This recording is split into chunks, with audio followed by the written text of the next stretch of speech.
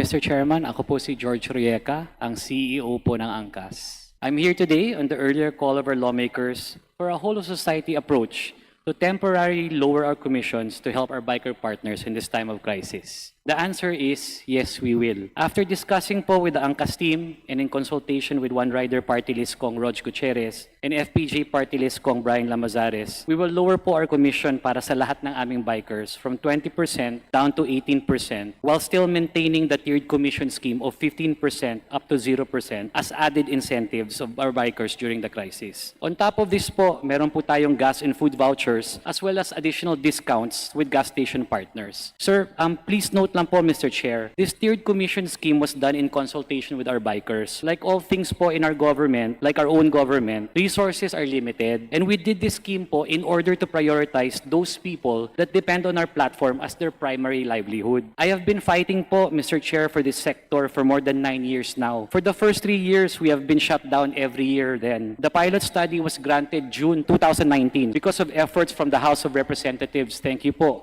and the Senate. A few months later po, unfortunately, the pandemic hit and transportation was halted for 2 years. We could not pivot to delivery, so we had to support our bikers with our own ayuda. This essentially wiped us out. Ngayon pa lang po kami nakakaraos at masakit po talaga ang epekto ng crisis sa ating lahat. We ask the good chairman for his indulgence. Sana po talaga patas ang laban sa motorcycle taxi at yung mga platform na paulit-ulit na nag-violate ay masiayos. Kawawa naman po kami na nagko-comply. Yan po ang pinaglaban namin na halos isang dekada. Magkaroon ng regulasyon at makilala po kami ng gobyerno ang lahat ng mga motorcycle taxi bikers. Sana lahat ay sumunod sa patakaran. Sana po maimbestigahan ang 250,000 na listahan ng bikers ng isang platform versus yung authorized cap po nila na 15,000. May paraan naman po na hindi mawawala ng trabaho ang mga bikers dahil hindi nila kasalanan to, pero sana maging accountable ang kumpanya na lumalabag sa patakaran. Kami po na more than 9 years na po sa industriya, hindi po aabot ng 100,000 ang historical onboarded bikers namin. Kaya nakapagtataka kung ilan po talaga ang fleet nila. Lalo na ngayon na makakaagaw po ito ng ayuda sa ibang sektor. Fairness lang po ang habol namin.